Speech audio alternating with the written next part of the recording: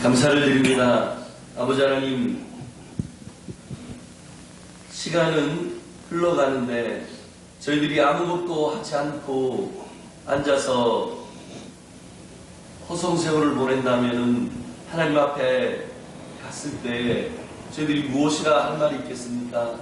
아버지 하나님, 저희들이 치열하게 살아왔노라고, 열심히 살아왔노라고 고백할 수 있는 저희들 될 수 있도록 오늘 후속사를 공부한 이 자리에 저희들을 불러주심을 감사를 드립니다. 아멘. 아버지 하나님, 주님을 찾고 또 찾을 수 있도록 말씀을 연구하고 또 연구할 수 있도록 저희 가운데 은혜를 허락하여 주시옵소서. 아멘.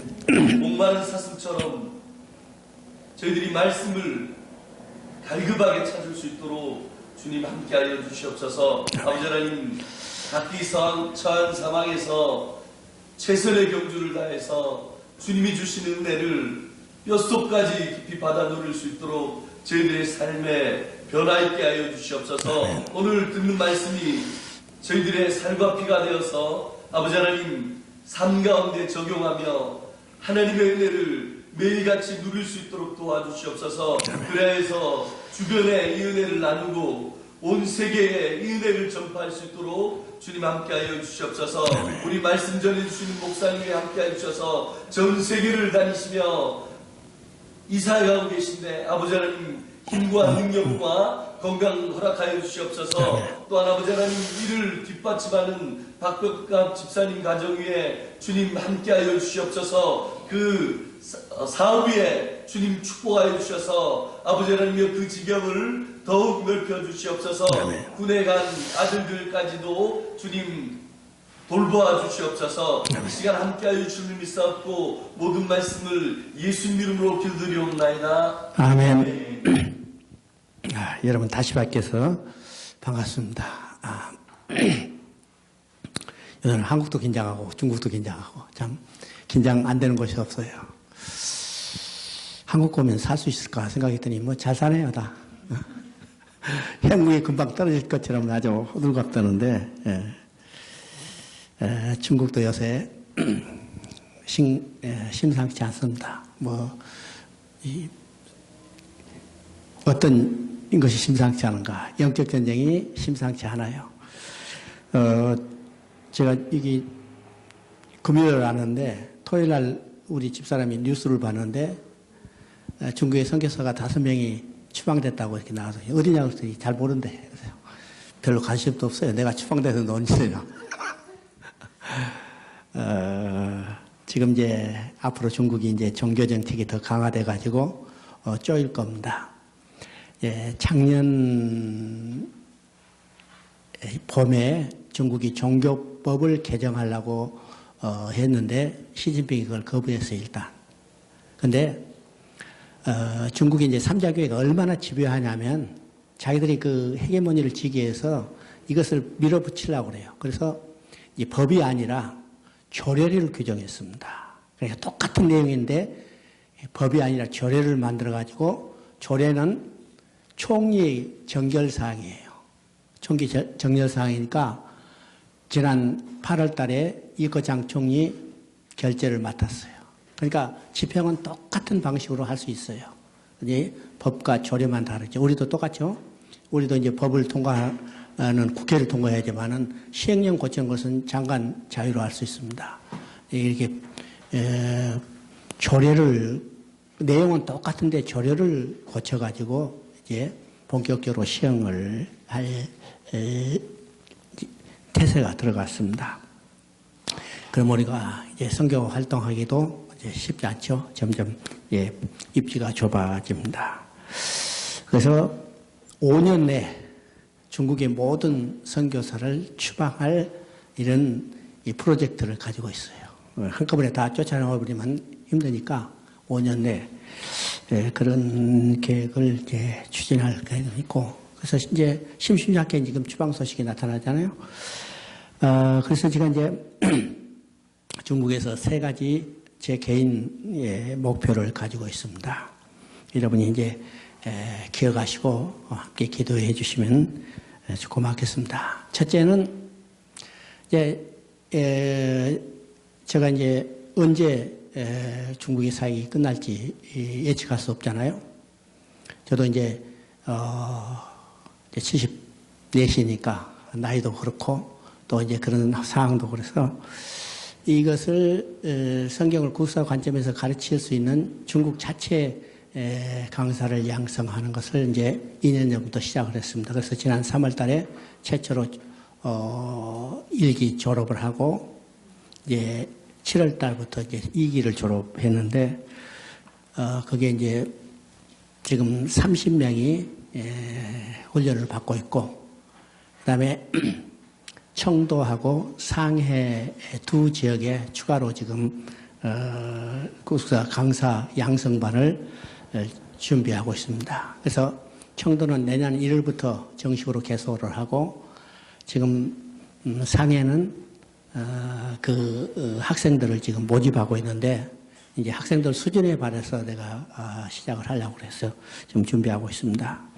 그래서 이제 지난번에 여러분 만나고 들어가가지고 한 주도 쉬지 않고 계속 돌아다녔어요. 10석주를 돌아다녔습니다. 그리고 지난 이제 단동은 급한 상황이 있어서 거기 한인들을 대상으로 강사를 했는데 추석 때 있어 참 이제 좋은 일이 있었습니다.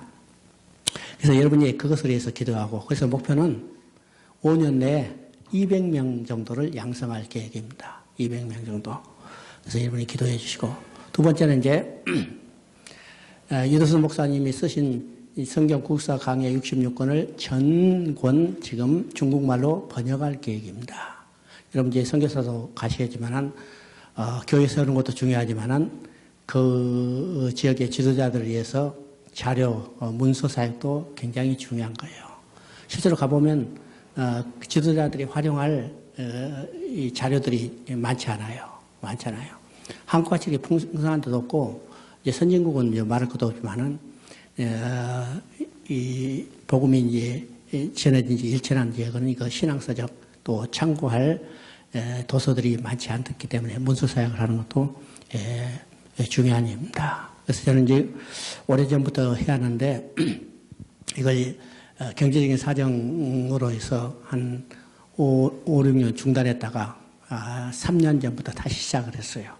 그래서 지금 50권까지 번역되어 있습니다. 그래서 이제 금년 말 되면 한 55권 정도 번역되고 나머지 이제 11권 정도가 남는데 11권 정도 이제 내년 말까지 다 번역해서 66권을 완역을 할 계획입니다. 예, 그것은 이제 좋은 번역자도 찾아야 하고 그 다음에 거기에 따른 경제적인 뒷받침도 있어야 합니다. 있어야 해요. 그래서 66권이 다 완간되도록 완역되도록 여러분이 기도해 주시고 이것을 일단 번역을 해 두니까 지도자들이 책으로 발급 안 하더라도 USB 자료로 다 주면 거기서 현지에서 다 복사해서 책으로 만들어서 우리 같이 이런 책 만들시 다 써요. 교재로. 그래서 이게 66권이 다 완역이 돼서 그 사람들이 성경을 일관된 구서 관점으로 볼 수 있는 태세를 만들어주고 싶고요. 세 번째는 이제 이것을 안간을 해서 완역을 해서 번역을 한다 하더라도 이 사람들이 교회에서 활용할 수 있는 교재를 만들어줘야 합니다. 실제로요. 우리 이제 신앙 1:1 양육 이런 교재들 많이 있지만은 구서 관점에서 성경을 성경대로 가르칠 수 있는 교재가 필요합니다. 그래서 그 교재를 준비하는 일을 지금까지 쭉 제가 혼자서 해왔는데 지금 이제 우리가 가지고 있는 국사 성경 조감 그다음에 거기에 따라 이제 더 확대된 성경 국사 핵심 또 거기에 따른 문제집 이렇게 하고 또 최근에 제가 하나님의 구속의 역사에서 52주 공과 공부 책을 만들었습니다. 이것도 다 번역을 했고요. 앞으로 이제 1년 안에 제가 해야 할 일이 뭐냐면 성경 66권을 설교로 만들어주는 겁니다. 그러니까 창세기 한 주 설교, 출애굽기 한 주 설교, 설교를 통해서 성도들을 가르치는 이런 그래서 이제 표준 설교문, 성경 한 권을 한 번 설교하기 표준 설교문을 만들어야 해요. 왜냐하면 이 사람들이 그 교회에서 중국 교회에서 이 활용하는데 중국 교회 수준이 지도자 수준이 우리 한국 교회 지도자 수준하고 같이 생각해서는 안 됩니다. 그거는 평균 중졸 정도로 보면 돼요. 지도자 수준이. 그러니까 이걸 자기가 머릿속에 안다 하더라도 이것을 조직적으로 정리해서 이게 표현하기가 쉽지 않거든요. 그래서 이걸 표준 설교를 만들어서 이걸 가지고 조금 이제 자신들의 말로 만들어서 설교를 할 수 있도록 해서 표준 설교문을 만들려고 합니다. 그래서 이제 그 기준은 우리 이제 A4 용지 8페이지 정도로 해서 66권이면 몇 거요? 한 500페이지 이상 이제 크게 만들려고 그럽니다. 근데 그게 참 쉽지 않죠. 우선 제가 시간이 많지 않아가지고 앉아서 차분히 이게 정리할 시간이 많지 않아요. 맨 돌아다니죠. 주일날 갔다가 다시 금요일날 돌아오면 이제 토요일날 빨래 입고 또 다시 가야 돼요. 맨 돌아다니니까 앉아서 차분히 연구할 시간이 많지 않아서 참 힘듭니다. 그래서 여러분이 이것을 이 세 가지 국사 강사들을 양성하는 것, 그 다음에 국사 조감을, 국사 파노라마를 전부 완역하는 것, 그 다음에 제가 추진하고 있는 교재를 만드는 일, 이 세 가지가 5년 내에 완성이 되도록 기도해 주시고, 또 특별히 중국 선교사들을 위해서 기도해 줍니다. 참 쉽지 않죠. 언제 어떤 일이 일어날지 항상 긴장된 상태예요. 그러니까 우리가 지금 중국에 돌아다니면요, 어디 돌아가는지 아주 루트가 쫙 정리되어 있어요. 이 기차표를 사고 버스표를 사도 다 여권 내놓고 다 쓰네요. 버스표 기차표에서의 여권 번호, 그 다음에 이름 다 들어있으니까. 컴퓨터 넣으면 쫙 어디 나오는지 다 알죠. 맞아. 이런 상황에서 살았는데, 그 사람들이 선별적으로 이렇게 하잖아요. 작년에는, 합동측 총신협회 GMS하고, 우리 통합적, 교단에 소속된 선교사들 중심으로 추방했어요. 그건 다 노출되잖아요. 우리 같이 이게, 프리랜서면 그냥 별로 신경 안 써요. 아직 신경을 안 써요. 이 큰 조직에 소속하지 안 했기 때문에 해봤자 뛰어봤자 얼마나 뛰겠느냐 이러니까 별로 신경 안 씁니다. 근데 조직에 속해 있으면 그게 조직의 영향을 받기 때문에 그 사람들이 싫어해요. 그래서 조직에 속한 사람들을 제일 먼저 이렇게 하나씩 추려내는 겁니다. 그런 면에서는 참, 정말 감사할 일이죠. 조직에 속하지 않아서 조용히 그들에게 성경을 가르칠 수 있는 기회를 가진다는 게 참 감사할 일이고, 그런 기회를 최대한 이용해서 성경 공부를 가르쳐요. 중국이 이제 이 지도자들이 갈급하는 것이 뭐냐? 돈도 아니고, 교회 서주는 것도 아니고, 성경을 성경대로 배우고자 하는 영적 진리에 목말라 있어요. 목말라 있고, 그래서 저도 이제 많이 활동하는 편입니다. 항상 이야기하지만은 우리 이 성경의 신앙의 근거가 뭐냐? 바로 성경이에요. 우리 신앙의 근거가 성경인데 실제로 우리가 교회 생활하면서 성경을 얼마나 많이 배우느냐, 정확히 배우느냐, 그렇게 생각할 때 우리 자신의 질문하면 자식에게 답변할 수 없죠? 교회에서 가장 중요한 성경을 배우고 가르치는 일이 교회 활동에서 가장 소홀히 되고 있어요. 실제로 여러분 교회에서 얼마나 성경 배우고 가르쳤어요? 많은 프로그램이 있는데 그 프로그램 중에 성경 공부 내가 어느 큰 교회를 가봤는데 거기에 프로그램이 35개 있더라고요. 주보에 나온 프로그램이. 거기에 성경 공부는 딱 두 반이 있어요. 두 반이. 토요일 반이 있고 주일 오후 반이 있어. 근데 시간이 얼마나 되냐? 2시간씩이요. 2시간씩. 내가 그 교재를 봤어요. 그 교재를 봤는데 그 성경 공부는 성경 공부가 아니라 신학 공부입니다. 성경 공부가 아니라 신학 공부예요. 잘 생각해야 합니다. 신학 공부하고 성경 공부하고 다릅니다. 달라요. 같은 것 같지만 다릅니다. 신학 공부는 인간이 성경에 나오는 주제를 뽑아가지고 그 주제에 맞는 성경 구절을 붙여놓은 거예요. 그러나 성경 공부는 하나님이 하실 일을 창세부터 계시록까지 쭉 연결돼서 배우는 것이 성경 공부입니다. 다르죠? 달라요. 우리는 신학을 공부해왔어요. 성경을 공부하기 아니라 신학을 공부해왔습니다.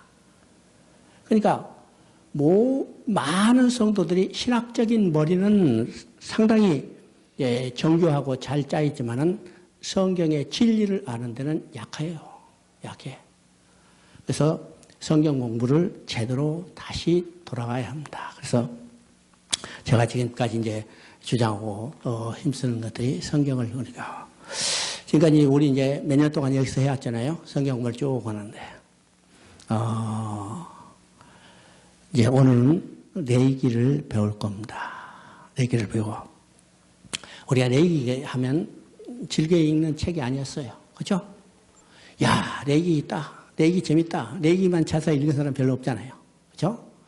레이기는 무슨 말인지 어렵다. 보통 이렇게 생각을 합니다. 생각해서. 왜냐면요, 레이기 보면 우리가 이제 창세기부터 시작해서 창세기 1장에 대초에 하나님이 천지를 창조하시니라. 이야, 장엄한 선포 시작하죠? 그러다가 이제 출애굽기 마지막에 뭐가 있어요? 성막에 완공되고 하나님의 영광이 거의 충만하더라. 얼마나 멋있어요? 얼마나 장엄해요? 근데 내 입에 딱 들어가면 피 터진 이야기죠. 짐승 잡고 피 바르고 피 뿌리고. 그러니까 이 의미가 정확히 어떤 의미인지 모르니까 내 얘기가 실제로 재미없어. 읽기 힘들어. 이렇게 하면 돼요.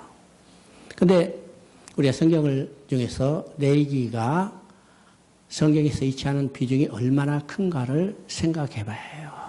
우리가 이제 나오지만은 레위기는 인간이 하나님 앞에 나아가는 길을 보여주는 겁니다. 그리고 하나님과 함께 사는 방법이 어떤 것인가를 가르쳐 주는 것이 레위기예요. 레위기. 그러면 물론 성경 전체가 하나님께 나아가는 길을 보여주는 것이 성경 전체 이야기죠. 성경은 어떤 이야기인가? 하나님의 구원 계획이요. 구원 계획은 어떤 것인가? 잃어버린 자식을 찾는 아버지 부모의 심정처럼 하나님도 잃어버린 자기 백성을 찾는 이야기가 구원 계획이죠. 구원 계획. 그러니까 성경 전체는 뭘 이야기하냐면 바로 하나님이 잃어버린 자기 백성을 찾는 구원 계획을 이야기하는데 그 구원 계획은 누구를 통해서 이루시냐면 예수 그리스도를 통해서 이뤘어요. 그러니까 요한복음 5장 39절 이야기처럼 너희가 영생을 얻으려고 성경을 연구하거니와 성경이 내게 대해서 증거한 것이다. 이 성경은 뭐냐면 구약 성경이죠. 구약 성경이 예수 그리스도를 증거한다면 창세기부터 말라기까지 모든 성경이 예수 그리스도를 증거할 뿐만 아니라 그 다음에 신약에서는 실제로 예수 그리스도가 그것을 성취하는 이야기이기 때문에 성경 66권이 전체가 예수 그리스도를 증거해요. 그러면 하나님을 떠난 인간을 하나님께서 예수 그리스도를 통해서 다시 돌아오게 하는 하나님의 구원 계획이기 때문에 성경 전체는 하나님께 나아가는 길을 보여줍니다. 누구를 통해서? 예수 그리스도를 통해서 하나님께 나아가는 길을 보여주죠. 그러면 내기도 똑같이 하나님께 나아가는 길이 무엇일까? 그리고 하나님을 만난 인간이 하나님과 어떻게 지속적으로 교제하며 살 것인가? 이것에 대해서 이야기하는 것이 레위기입니다. 레위기. 그럼 이 큰 틀의 관점을 가지고 우리가 레위기 읽을 때 레위기의 모든 내용이 뭐예요? 하나님께 나아가는 길을 보여주고 하나님을 만난 인간이 하나님과 어떻게 지속적으로 살 것인가에 대한 이야기예요. 이야기인가요? 그것을 여러 가지 삶을 통해서 또는 의식을 통해서 어떻게 나갈 것인가를 보여주는 것이 레이기입니다. 그래서 레이기는 실상은요, 우리가 그 내용을 보면 아주 간단한 책입니다. 그렇죠? 아주 간단한 책. 근본적으로 뭐라 했어요? 두 가지 개념.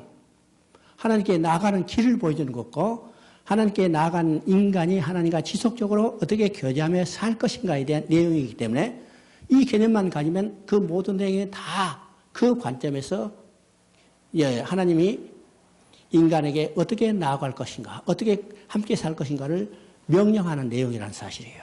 그래요? 그래서 이 관점만 가지면 내기가 결코 어려운 책이 아니다. 또 심지어 그의 깊은 내용을 보면 하나님이 인간과 함께 살기 위해서 어떻게 범죄한 인간을 돌아오게 한 하나님의 마음과 은혜가 여기에 드러나고 있는가를 우리가 보게 되는 겁니다. 보게 되죠. 그래서 이제 이번 짧은 시간에 레이기를 통해서 하나님의 마음이 어떤 것인가를 한번 이제 살펴볼 계획입니다. 레이기 하면 우리가 그냥 레이기, 영어로도 레비티안 했으니까 레이기라고 그러는데 본래 히브리적인 성경의 이름은 바이크라라는 말입니다. 바이크라.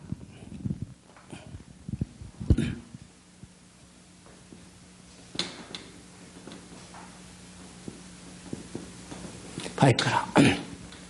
이 바이크라는 말은 하나님께서 내가 부르신다는 말이에요. 그가 부르셨다. 부르셨다요? 부르셨다는 말은 어떤 의미겠어요? 왜 불러요? 왜 불러? 거리가 멀리 있다는 말이에요. 멀리 있기 때문에 멀리 있는 사람을 부르는 거죠.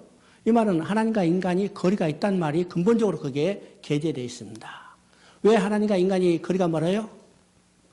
죄 때문이죠. 죄 때문에 멀리 떨어진 인간을 하나님이 부르시는 거예요. 누구도 하나님이 부르시지 않으면 하나님 앞에 나갈 적 없어요. 그렇죠? 그래서 하나님이 부르셨다는 것이 가장 큰 은혜예요. 그러니까 이 말 속에 이미 하나님이 그가 우리를 부르셨다는 말 속에 하나님의 은혜가 깃들어 있는 겁니다. 깃들어 있죠?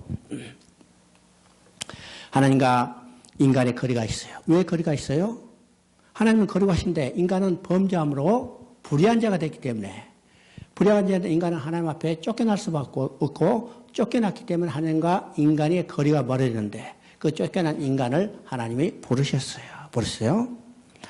자, 우리가 거기 교제를 보면 이제 교제를 중심으로 말씀을 하겠습니다. 이 바이크라는 말은 거룩하신 하나님과 죄로 깊이 얼룩진 이스라엘 백성 사이에 도저히 뛰어넘을 수 없는 엄청난 간극이 존재한다는 것을 암시하고 있죠. 하나님의 거룩성은 거룩하지 않은 인간의 제약된 인격과 문화를 돌파하시고 돌격하는 성향을 지니고 있습니다.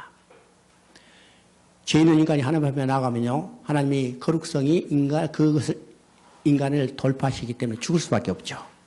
그래서 우리가 이제 출애굽기 19장에 보면 하나님이 시내산에 내려오실 때 경계를 정하시고 이 경계를 침범하면 내가 너희를 돌파한다고 그랬어요. 다른 말하면 죽은다 그랬죠. 죽은다. 신산 꼭대기에 거룩한 흑암과 폭풍과 나팔 소리에 둘러싸여 있던 하나님의 영광이 그랬고 완성된 성막에 충만하게 강림한 하나님의 영광이 그랬어요. 이러한 하나님의 거룩한 성품에서 부르는 폭풍 때문에 모세조차도 하나님 앞으로 한 발자국도 나갈 수 없었습니다. 그것이 출애굽기의 마지막 상황이었어요. 그죠? 출애굽기 성막을 짓고 하나님의 영광이 충만한데 모세는 거기 들어가지 못했어요. 그런데 바로 이때 하나님께서 모세를 부르셨습니다. 그리고 죄인된 백성들이 하나님께 나아가는 길을 자세히 말씀했어요. 그래서 우리가 이제 출애굽기 마지막과 레위기 1장을 비교해 봅니다. 출애굽기 마지막은 뭐였어요? 성막이 완공되고 구름이 해막에 덮였는데 하나님의 영광이 충만했어요. 그런데 모세는 들어가지 못했다고 했죠? 모세 들어가지 못했다는 것은 죄인된 인간은 누구도 하나님 앞에 나아갈 수 없기 때문에 레위기 1장에 들어보면 어떻게 해야 하는가.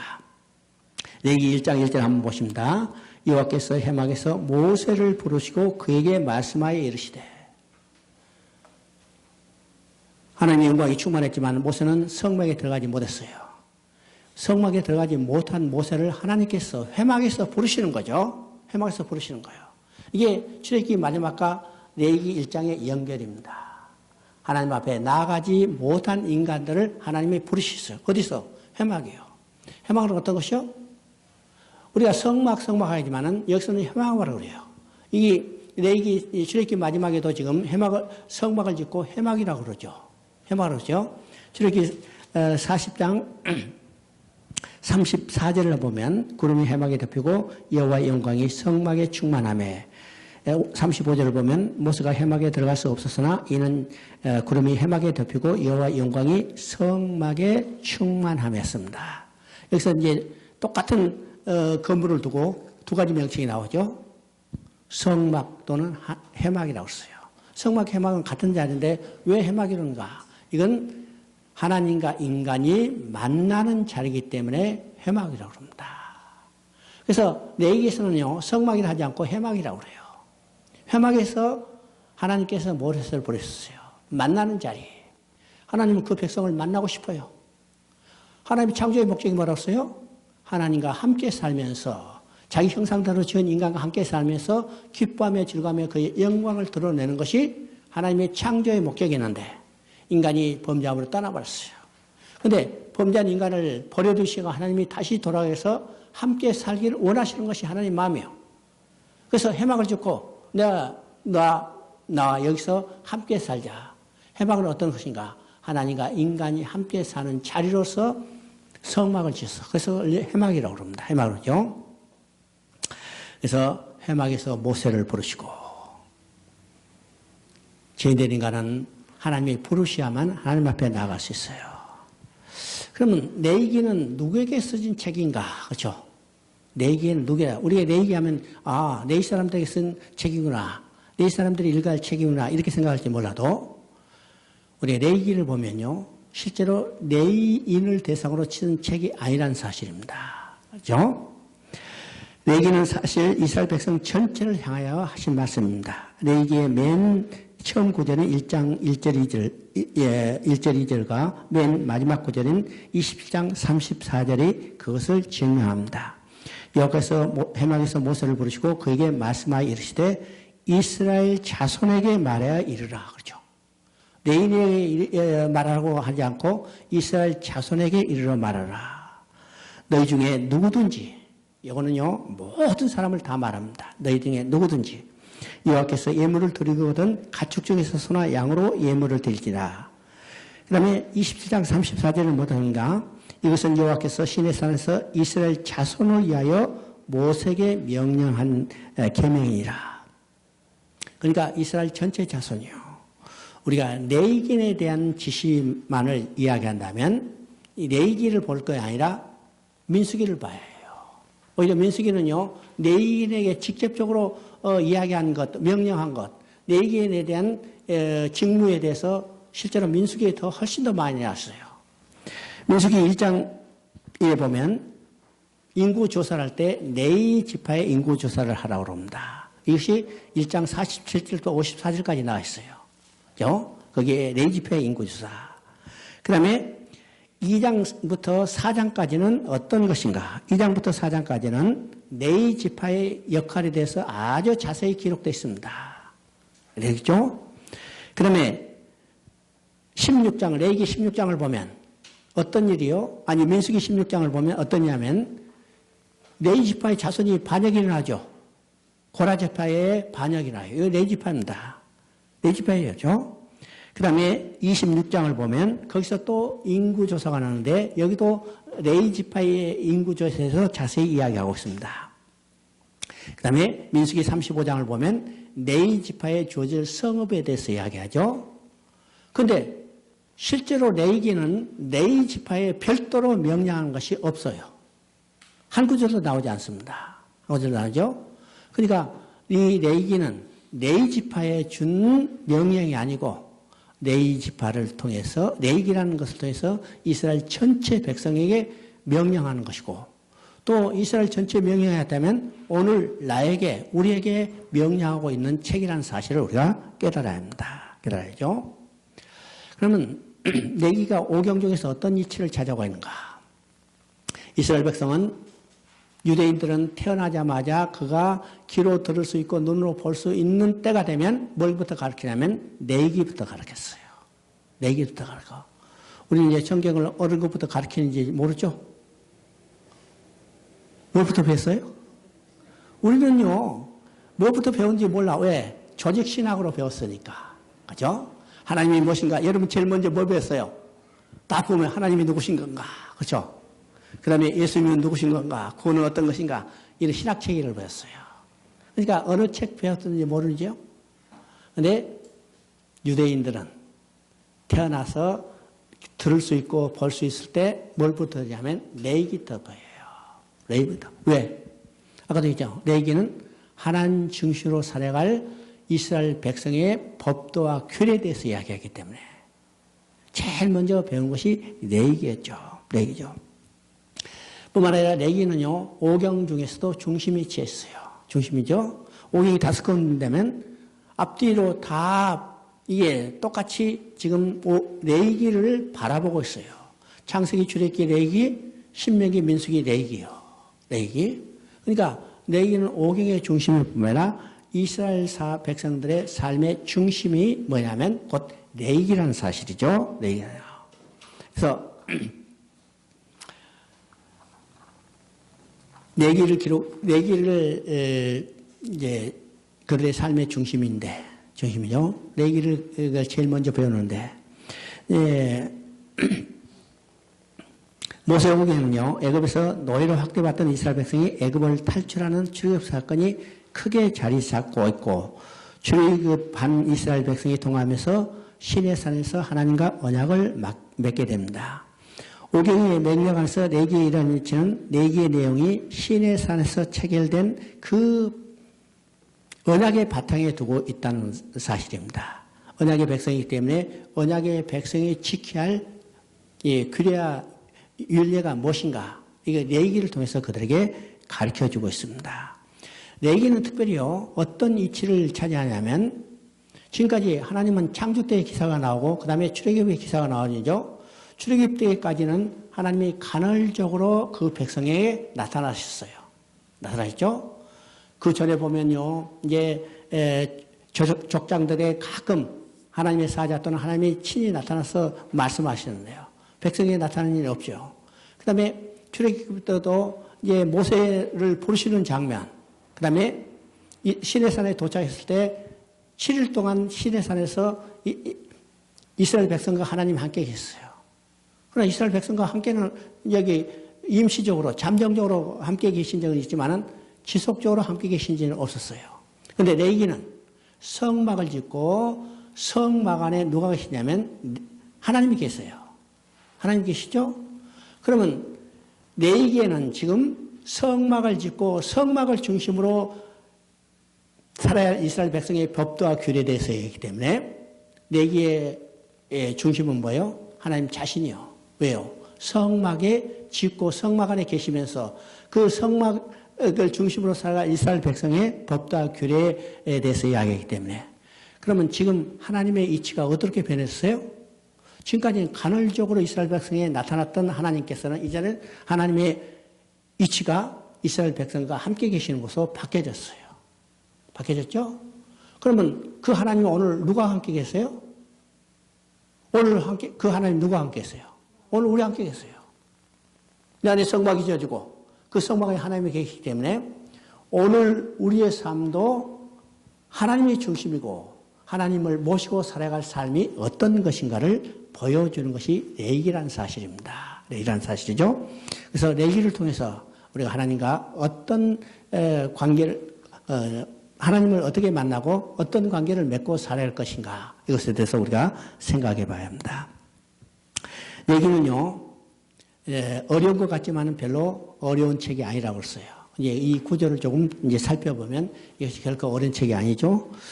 레위기 전체적인 구조는 어떻게 생겼을까? 레위기가 이제 27장인데, 예, 두 부분으로 나눌 수 있습니다. 두 부분으로. 예, 어떤, 예, 학자는 세 부분으로 이렇게 이야기해요. 세 부분으로 내는데, 지금 세 부분과 두 부분으로 나눈 거, 어떤 학자는 이제 두 부분, 어떤 사람은 세 부분인데, 이것에 따라서 이제 조금 다르지만은 저는 기본적인 개념은 같습니다.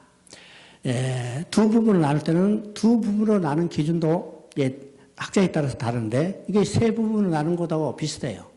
왜냐, 이제 두 부분으로 나눌 때는 어떤 학자는 이렇게 나옵니다. 1장부터 16장까지, 17장부터 27장까지. 또 어떤 학자는 1장부터 10장까지, 그 다음에 11장부터 27장까지 이렇게 나눈대요. 이 세 부분으로 나눈 학자는 어떻게 나눈가? 1장부터 10장까지, 11장부터 16장까지, 그 다음에 17장부터 27장까지. 그러니까 이 중간 부분을 앞으로 넣느냐 뒤로 넣느냐에 따라서 이제 두 부분을 나눈 학자들의 견해가 다르죠. 그런데 세 부분으로 나누나 두 부분으로 나누나 의미는 같습니다. 자, 두 부분으로 나눈다. 앞으로 붙든지 뒤로 붙든지 간에 이거는 나누는 기준에 불과하고 그 의미는 어떤 것인가? 앞에 부분, 전반부는 1장부터 16장까지, 여기서 이제 제가 한번 16장까지 이해하면 하나님을 떠난 인간, 죄인이 하나님 앞에 나아가는 길을 보여주는 것이 전반부의 내용입니다. 전반부의 내용. 인간의 가장 중요한 일이 어떤 일이요? 인간의 가장 중요한 일. 어? 이건요, 이미 여러분에게 몇 번 강조했던 거예요. 그죠? 이게 강조야. 인간의 가장 중요한 일은 하나님께 다시 돌아가야 해요. 여러분, 예수를 왜 믿어요? 예수를 왜 믿어? 오직 하나예요. 하나님께 다시 돌아가겠어요. 이거 하나예요. 우리 복잡하게 생각하지만은 딱 하나. 예수를 믿는 목적이 뭘까? 하나님께 다시 돌아가겠어요. 왜요? 인간이 가장 중요한 일은 하나님께 다시 돌아가는 일이에요. 그러죠? 여러분 예를 들어서 이야기했지만은 부모를 잃어버린 아이에게 가장 중요한 일은 어떤 일이에요? 부모를 잃어버린 아이에게 가장 중요한 일은 부모에게 돌아가는 일이에요. 부모를 찾았다는 이야기예요. 이거 이 아이에게 들을 수 있는 가장 기쁜 소식 복음이죠. 그러면 범죄하고 하나님 앞에 쫓겨난 인간에게 가장 중요한 일은 어떤 일일까? 하나님께 다시 돌아가는 일이에요. 근데 인간 스스로 돌아갈 수 없기 때문에 하나님이 내가 돌아오게 하리라. 하나님이 돌아오게, 하나님 주권적으로 돌아오게 하는 거예요. 누구를 통해서? 여자의 후손을 보여줘서 가죽옷을 지어 입혀서 돌아오게 했다는 거예요. 그럼 여자의 후손과 가죽옷은 궁극적으로 누구요? 십자가에서 피 흘려 죽으실 예수 그리스도예요.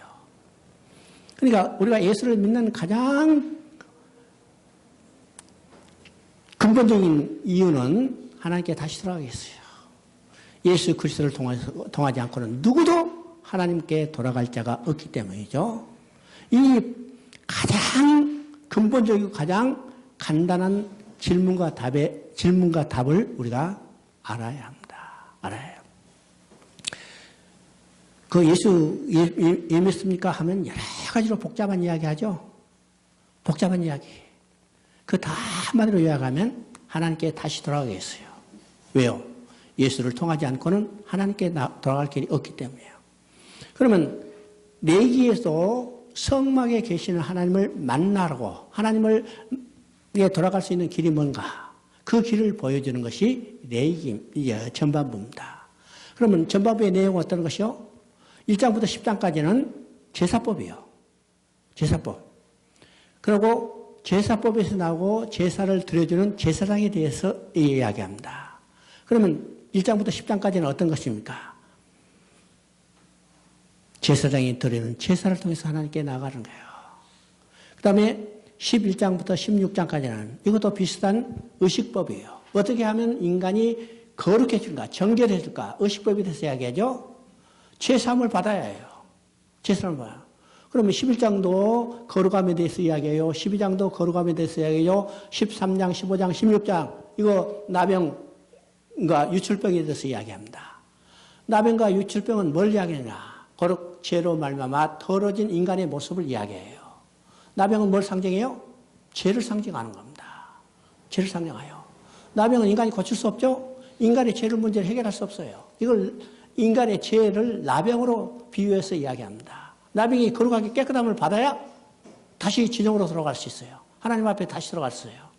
이것을 통해서 의식을 통해서 하나님 앞에 나아가는 길을 보여주고 또 16장은 이스라엘 백성의 전체 죄를 속죄하는 대속죄라는 규정입니다.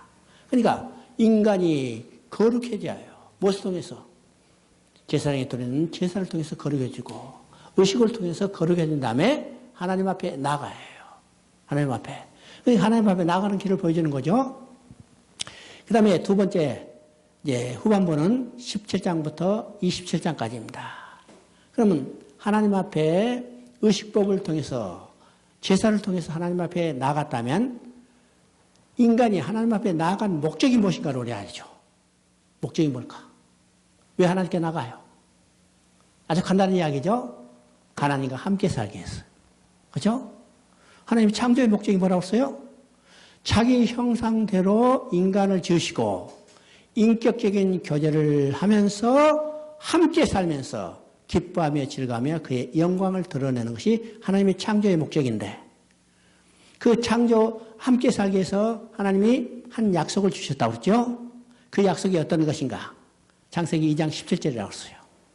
창세기 2장 17절은 이건 인간의 관점에서 보면 금지 명령이지만 하나님이 왜 선악과를 거기다 두시고 먹지 말라고 했을까? 하나님의 마음, 하나님의 관점에 보면 이게 의미가 달라지라고 그러죠. 하나님과 인간의 관계를 세 가지 관계로 이야기한다습니다. 첫째는 왕과 백성의 관계. 하나님이 하나님의 나라를 건설할 때 왕이 있어야 해요. 또 백성이 있어야 해요. 나라가 되기 위해서는 왕이 백성을 다스리는 주권이 있어야 한다고 그러죠. 바로 주권, 법으로 주어진 것이 창세기 2장 17절이에요. 근데 백성인 인간이 이 법만 지켰다면 하나님이 통치한 나라에서 하나님의 공급으로 하나님 주신 생명으로 하나님과 영원히 함께 살 수 있어요. 문제는 뭐예요? 백성인 인간이 이 법을 지키지 못했단다 했죠. 그죠? 두 번째 하나님과 인간의 관계는 어떤 관계를 했어요? 남편과 아내의 관계라고 했습니다. 남편과 아내의 관계는 어떤 관계인가? 이거는 결혼의 관계예요. 결혼이죠? 결혼할 때 뭐가 필요해요? 서약이 필요해요. 서약. 남자는 여자를 향해서 이야기하죠. 나는 당신을 내 아내로 맞이해서 기쁠 때나 즐거울 때나 건강할 때나 병들을 때나 부할 때나 가난할 때 평생 함께 살겠어. 이것이 서약이에요. 서약이죠? 그러면 창세기 2장 17절은 남편 된 인간이 이제 하나님께서 아내 된 인간에게 주신 결혼 서약이에요. 이 언약만 지키면 평생 너와 나는 남편과 아내로서 함께 살겠다. 남편과 아내는 어떤 관계예요? 결혼의 관계예요. 결혼의 목적이 뭐예요? 결혼의 목적이 뭐냐? 함께 살기예요. 그렇죠? 함께 살기 위해서. 왜 결혼해요? 그 동기는 사랑하기 때문이에요. 사랑하기 때문에 함께 살기 위해서 결혼해요. 그럼 창세기 2장 17절은 결혼할 때 맺은 이 결혼 서약과 같은 겁니다. 문제는 뭐예요? 인간이 이 약속을 지키지 못했어요. 다른 말로 하면요. 사랑의 언약을 배반한 거죠. 배반한 거죠.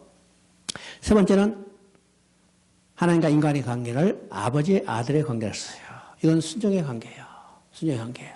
그래서 창세기 2장 10절은 하나님이 인간에 주신 언약이었는데 이 언약만 지키면 하나님이 세우신 하나님 나라에서 하나님의 공급과 하나님의 생명으로 하나님의 사랑을 받으며 영원히 함께 살 수 있어요. 근데 인간이 언약을 어기고 떠났어요. 떠났죠? 떠난 인간을 돌아오게 해요. 돌아오게 해요. 그러면 왜 범죄한 인간이 하나님 앞에 쫓겨나는가? 하나님은 어르신의 인간은 범죄함으로 불의한 자가 됐기 때문에 하나님 앞에 쫓겨났어요. 그러면 하나님 앞에 돌아가기 위해서는 어떻게 해요? 거룩해져야죠. 그래서 거룩해지는 것에서 앞에서 이야기하고 두 번째 하나님 앞에 돌아간 인간이 왜 돌아갔는가? 하나님과 영원히 함께 살게 했어요. 하나님과 영원히 함께 살기 위해서는 어떻게 해요? 하나님이 거룩하시니까 인간도 거룩해요. 그래서 후반부에서 가장 중요한 명제는 뭐냐? 내가 거룩하니 너희도 거룩할지어다. 이 말이에요. 그렇죠? 내가 거룩하니 너희도 거룩할지어다. 그래서 이제 이 말이 레위기의 11장 45절에 나오죠. 그래서 이제 학자에 따라서 11장 45절에 내가 거룩하니 너희도 거룩할지어다 나오니까 후반부는 11장부터 시작된다. 이렇게 이제 보는 견해도 있어요. 근데 많은 학자들이 요새는 16장까지가 이제는 전반부고 17장부터 후반부다. 그럼 17장부터 내용은 바로 어떻게 하면 하나님과 지속적으로 교제하며 살 것인가. 그 방법에 대해서 나오죠. 그래서 하나님과 지속적으로 교제하게 살기 위해서는 거룩해져야 해요. 그러면 어떻게 거룩해질까? 이것에 대해서 이제 많은 규례가 나오니까 이것을 우리가 다른 말로 하면 정결법이라고 합니다. 정결법. 그러면 전반부는 하나님께 나아가는 길을 보여주고 후반부는 하나님을 만난 인간이 하나님과 지속적으로 사는 방법에 대해서 이야기하는 거예요. 그렇죠? 여기는 이 큰 틀로 이 두 가지를 생각하면 됩니다. 그렇죠? 하나님께 나아가는 길이 무엇일까? 또 하나님을 만난 인간이 하나님과 어떻게 지속적으로 교제하며 살 것인가? 바로 거룩해져야 한다는 거예요. 이 두 가지 큰 틀을 생각하면 내기가 그렇게 어려운 책이 아니죠. 그러면 이제 세부적인 내용은 그 큰 틀에 대한 세부적인 규정을 해놓은 것뿐이니까 그것을 맞춰 이해하면 되죠. 이해하면 됩니다. 그래서 이제 세부적인 것을 조금 이제 보면 1장부터 7장까지는 제사법에 대해서 나오죠. 번제와 소제와 화목제와 속죄제와 속건제와 제사응이 나오고 그 다음에 제사법이 이제 두 번 반복되는데 1장부터 5장까지는 각 제사에 대한 것이 나오고 그 다음에 이 제사는 어떤 것인가 일반 백성이 그러니까 제사자가 드리는 제사의 규례에 대해서 이야기해요. 그 다음에 6장부터 7장까지는 이 제사는 누가 드리냐면 제사장이 드려주죠. 제사장이 드려요. 그러니까 백성의 관점에서 제사법에서 이야기하고 그 다음에 이것을 드리는 제사장의 관점에서 제사법을 이야기하는 거예요. 그러니까 다른 제사가 아니라 동일한 제사니까 제사지만은 제사자와 제사를 드리는 제사장의 관점에서 설명할 뿐이죠. 그렇습니다. 그 다음에 이 제사는 누가 드릴까? 제사장이 드려요. 그러면 제사장에 대해서 이야기합니다. 제사장이 이임과 제사장이 첫 번째 제사와 또 제사장으로 이임받았던 나답과 아비후가 잘못된 것에 대해서 어떻게 하나님이 심판하시는가에 대해서 10장에서 이야기합니다. 그리고 이제 11장부터 16장까지는 이건 의식법에 대해서 이야기하죠. 인간이 의식적으로 거룩해야 하나님 앞에 나아갈 수 있어요. 그래서 음식에 대한 규례, 그 다음에 출산으로 인한 부정한 것을 어떻게 거룩하게 할 건가. 그 다음에 나병, 이 피부병이라는데 나병이라고 쓰는 것이 더 낫습니다. 나병이 발생한 부정으로부터 어떻게 해결인가. 나병은요, 죄를 특별히 상징하는 겁니다. 나병과 죄는 특별히 죄하고 많은 유사점이 있어요. 유사점이 있죠. 특별히 지금 내기에 말하는 나병은 우리가 일반적으로 이야기하는 한센시병보다 더 죄와 유사한 것이기 때문에 이 학자들도 지금 우리는 이제 번역에 나병으로 되어 있지만은 나병으로 번역되어 있지만은 많은 학자들이 그대로 언어 그대로 쓰는 겁니다. 언어서요. 그다음에 유출병 몸에 이제 여러 가지 피가 나오든지 이제 배출물이 있죠. 배출물에 대한 그다음에 16장은 백성 전체에 대한 죄를 속할 것에 대해서 이야기합니다. 그리고 이제 17장부터 25장까지 27장까지는 바로 거룩한 삶을 위한 규제. 하나님께 나아간 인간이 하나님과 어떻게 지속적으로 살아야 하는가. 그러기 위해서는 거룩해져야 해요. 그래서 여러 가지 거룩에 대한 규례가 나옵니다. 근데 이제 이런 큰 틀을 여러분이 생각하시면요. 지금 이 하나하나 읽을 때 이것이 결코 어려운 것이 아닌 것을 우리가 시객해요. 그죠? 큰 틀을 읽어요. 이 제사의 음식이 되는 거, 먹을 거 먹지 말을 거 구분하는 거예요. 왜요? 그 근본 개념이 뭐예요? 우리가 어떻게 거룩한 삶을 살 것인가. 그것에 대한 이야기니까 전부 그 큰 틀에 대해서 맞춰서 이걸 이해하면 어려운 것이 아니죠. 어려운 거 아니에요. 근데 그런 큰 틀을 우리가 생각하지 않고 그 숲으로 들어가서 나무만 보고 그걸 보내니까 무슨 의미인지를 알지 못합니다. 뭐죠? 그래서 이제 여러분이 큰 틀을 가지고 생각하시면 내기가 결코 어려운 책이 아니라고 생각했습니다. 내기의 특별히 문화 형식은 어떤 것인가? 여기서 아주 강조되는 것은 하나님이 명령하시고 말씀하신 것이 강조되어 있어요. 강조죠? 레위기 1장 1절을 보죠. 그죠? 여호와께서 해막에 모세를 부르시고 그에게 말씀하여 이르시되. 레위기의 특별한 것은요, 하나님이 직접 말씀하셨던 데에 강조되어 있습니다. 그죠? 모세에게 직접 말씀하신가, 그 말씀들을 백성에게 말하라 또는 명하라, 이것이 반복적인 형태로 되어 있어요. 그래서 레위기는요, 27장으로 모세 오경에 있어서 비교적 짧은 책이지만은 어느 책보다 하나님이 직접 선포하신 말씀이 아주 레위기의 핵심을 이루고 있다는 사실을 우리가 보게 됩니다. 그러면 하나님이 그 백성과 어떤 삶을 요구해요? 직접 말씀하시는 원에서 하나님과 그 백성과 직접 교제하시며 함께 살기를 원하시는 마음이 레위기를 통해서 나타나 있어요. 그래서 물론 성경 전체가 하나님과 인간이 함께 살기를 원하시는 마음이 있지만은 특별히 레위기를 통해서 하나님의 그 구체적인 마음이 표현되고 있다는 사실을 우리가 깨닫게 되는 겁니다. 깨닫겠죠? 잠깐 쉬었다가 하겠습니다. 오늘 첫 시간이니까.